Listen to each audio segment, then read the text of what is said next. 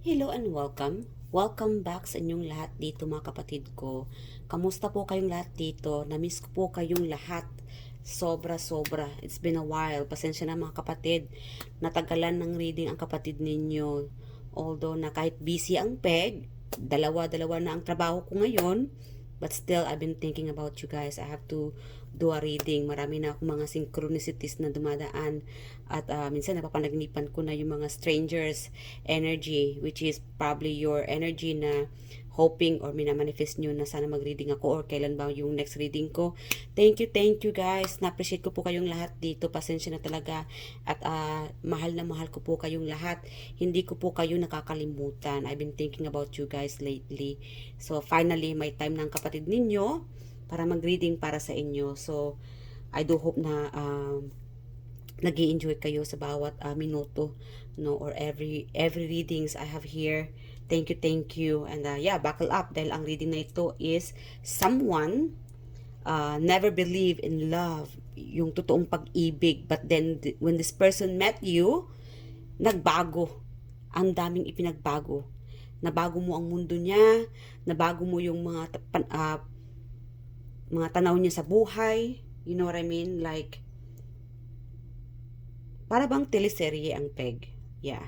So, alamin natin kung sino tong tao para may clue kayo kung sino tong tao na doesn't believe in real love, yung totoong pag-ibig, but then when this person met you, iba, totoo pala talaga ang tunay na pag-ibig. So now this person's experiencing, no, o na-experience niya na itong tunay na pag-ibig, which is this person, yeah, this person found it only to you. Wala nang iba. Wow. Okay, alamin natin kung sino itong taong ito. Hold on guys. Alright, Spirit Guardian Angels, sino itong tao na bago, no, ang pananaw niya sa buhay when this person met our collective? Sino siya? Medyo nangangapang kapatid ninyo. Matagal na kasi ako hindi nakapag-reading. Alright, Spirit Guardian Angels. Guys, paalala ko lang, this is collective and timeless. Kunin nyo lang kung saan kayo nakaka-resonate. Kung hindi naman, para yung sa iba. Huwag po tayong bitter. And, yeah, pakilakasin na lang po ng volume ng reading na ito dahil hindi lahat makaparehas na gamit na gadget. I know, yung iba dito magrereklamo dahil hindi masyado malakas. Paki-bluetooth nyo lang. Connect nyo lang sa ibang mga device ninyo. Alright, so, alright, 5 of Cups and 6 of Pentacles. Yeah, ang tawag ito ay siguro LDR or no communication, but this person, sabik na sabik siyang magkaroon ng communication. Yeah, merong distance dito, meron namang siguro X. Yeah, through text, yeah. The bottom here, the world.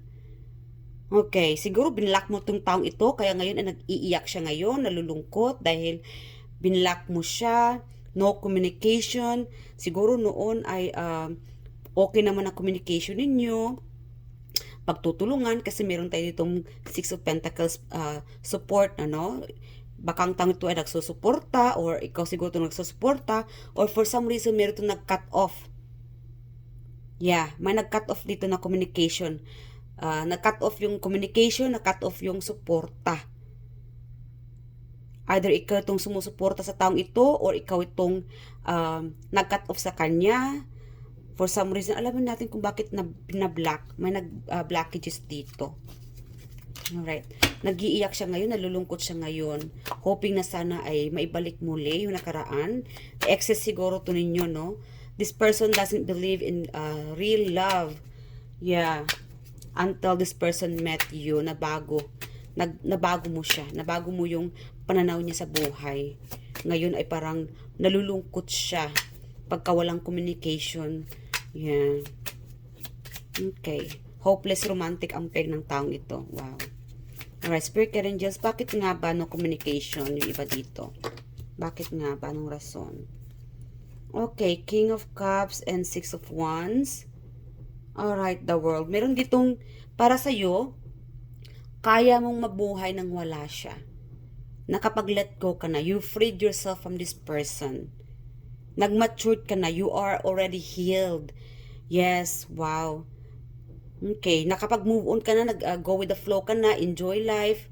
Meron nagsasayaw-sayaw na lang, nagtatrabaho ka siguro as an entertainment, no? Entertainer. And siguro, marami, para kang celebrity. maybe celebrity ka siguro, or no communication since you became successful. Yeah. Again guys, malakas dito yung no communication dito sa reading na ito. Kinat off mo na siya, blockages. Yeah. Nagbibisi-bisi yan ang peg, nakapag-move on ka na. Tingnan mo naman dito yung baraha mo, kapatid. This is you. You are here.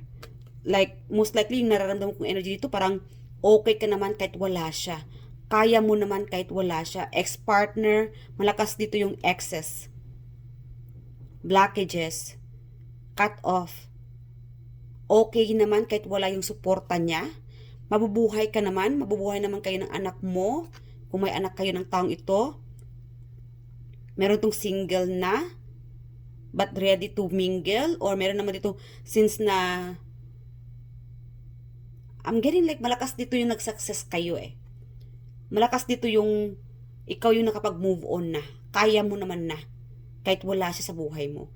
Kaya mo naman na ang lahat. Noon siguro, nag-iyak ka rin, nalulungkot ka, dahil sa pangyayari, whatever this person done. Alamin natin kung ano ba itong ginawa ng taong ito, kung bakit, Two of Cups. Maganda naman yung relationship ninyo noon. Noon iyon, pero ngayon, nakapag-move on ka na. Yung iba dito sa inyo is, siguro, nakapaghanap ka na ng bago. Marriage, justice. Yeah. You could be dealing with karmic. Maybe this person is your karmic. Yeah. And this could be like age gap. Yeah. Meron dito nagmamatured. Yeah. Ten of Swords. Nakapag-move on ka na sa mga sakit, lahat ng mga bad memories, whatever this person done wrong, you already done, or nakapag-move on ka na. Meron ditong it's hidden. Tinatago mo na lang lahat. Siguro may mga bagay na hindi mo, or hindi kayo nagkaroon ng closure, yung iba dito. Yeah. Okay. Mas pinili mo na lang manahimik kaysa sa explain mo ang lahat-lahat, or somehow is, again, it could be ghosted yung iba dito. But most likely, I'd like to congratulate you guys na nakapag-move on ka naman na, but this person nangingiyak. Until now, ages, no? Tumatanda na lang siya. Siguro until now, single pa rin siya. Tapos ikaw itong nakapag-move on na. Happy ka na, may partner ka na, may anak ka na. Kumpleto ng pamilya mo, or successful ka na. Yung iba naman dito, kahit single ka, masaya ka naman na sa buhay kahit wala kang karelasyon. Yeah. So, this person parang napag-iwanan siya sa mundo. Yeah. Parang left out. Yeah. Okay. But guys, iniyakan ka ng taong ito. Yeah. Iniyakan ka ng taong ito. Malakas ang nangihinayang ang taong ito ng kinat off mo na siya. Yeah. May mga what if, marami siyang mga what if. May chance pa kaya. Yeah. Siguro nag-message ang taong ito, yung iba dito. Baka nag-message siya o nag-reach out, pero walay. Dahil mahirap kang ma-reach out. Mahirap kang kausapin. Siguro hindi mo na kayang pakinggan pa ang taong ito. Dahil na tapos ka na eh. Yeah. High Priestess, alam mo na. Alam mo na yung the move. Yung gagawin niya o sasabihin niya. So, para sa'yo, okay na kahit walang nihu-niha. Kasi nga siguro may third party situation, no? Or may pagkasinungaling, user. Most likely, ito napaka-intuitive mo. Alam na this, hindi ka na maliling lang pa. Okay na yung nakaraan, tama na yun. Basta ang sa'yo, focus ka na kung anong meron ka ngayon dahil masaya ka naman na. Tanggap mo naman na hindi naging kayo. But then this person truly believe in true love dahil sa kanya na na-realize na mahal ka pala niya. But it's too late. Yeah, it's too late na. See? Happy family. Yung iba dito. Masaya ka na sa pamilya mo ngayon. May mga anak ka na, nakapag-move on ka na. But this person, Maybe ini-stalk ka niya.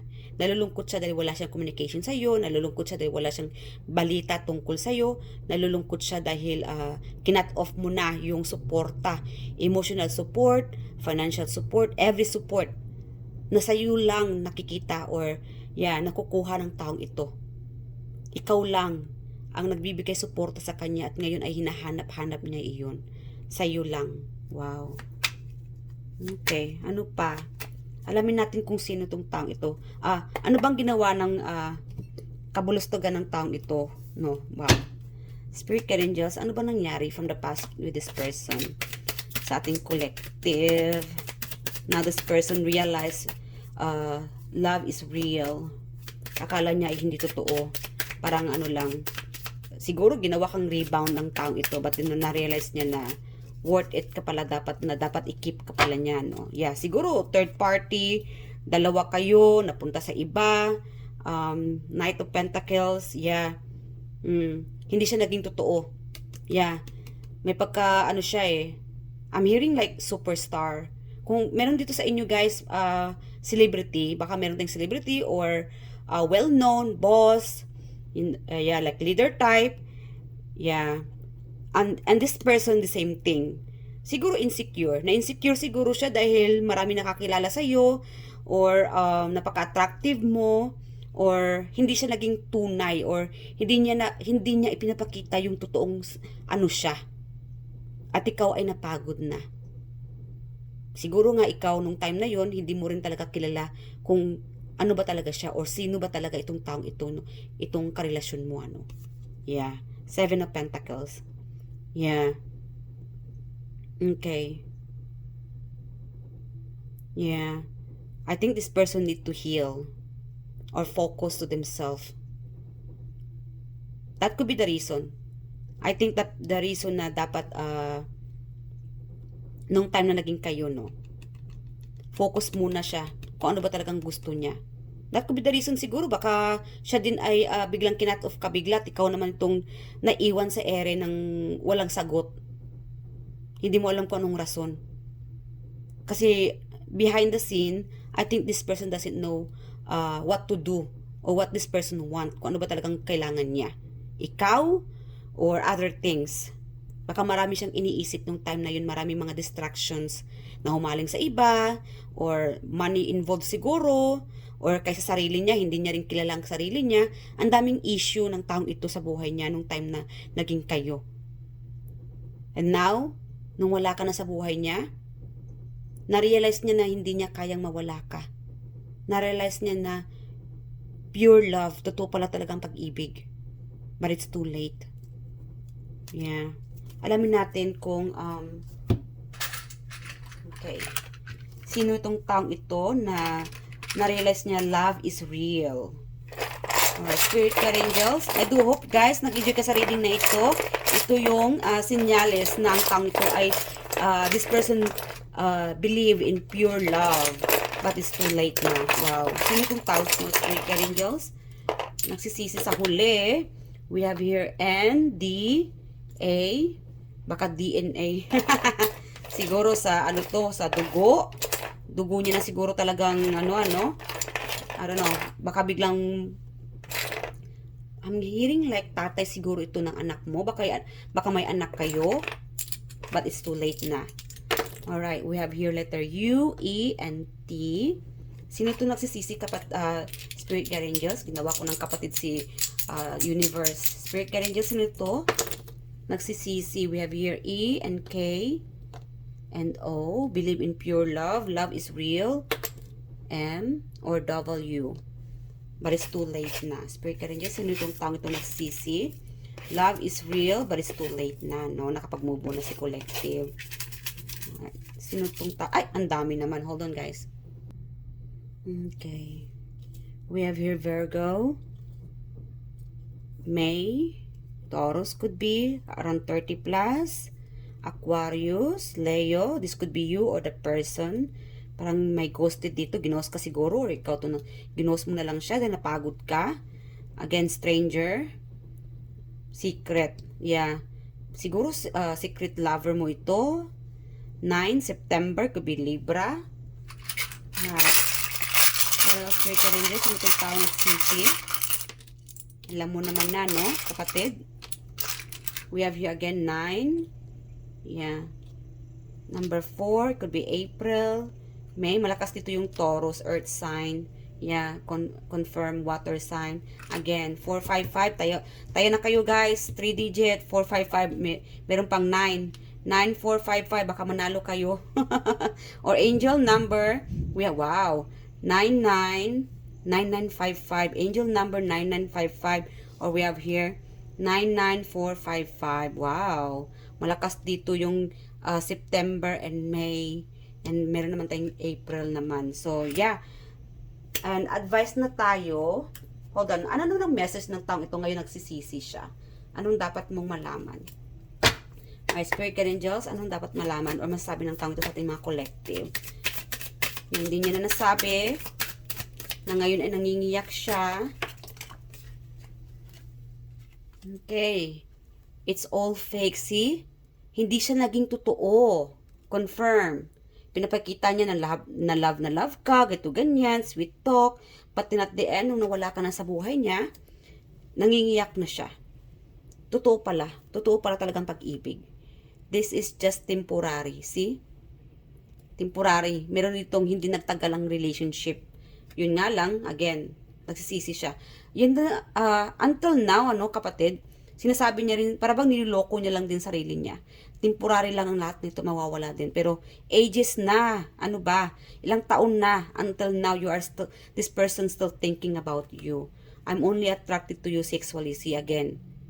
Fake. Malakas dito yung pagiging fake niya. Akala niya, sexy ka lang, maganda ka, gato ganyan, but it's more than that. Yeah, malakas dito, hindi siya naging totoo. Fake. Hindi siya naging, I don't know, I guess this person doesn't really understand that pure love until you're gone. That's it mga kapatid. I do hope nag-enjoy ka sa reading na ito. I love you guys and I'll see you guys in my next reading. And please, leave your comment below and share your stories. Nakakatuwang or nakatutuwa po ako mabasa ang inyong mga storya na inyong buhay. And pasensya na, hindi lahat nare-respond ko at least nababasa ko naman And kayo na lang po umitindi mga kapatid. Busy din ang kapatid ninyo. I love you guys. Mag-iingat po kayo palagi. Bye. Thank you.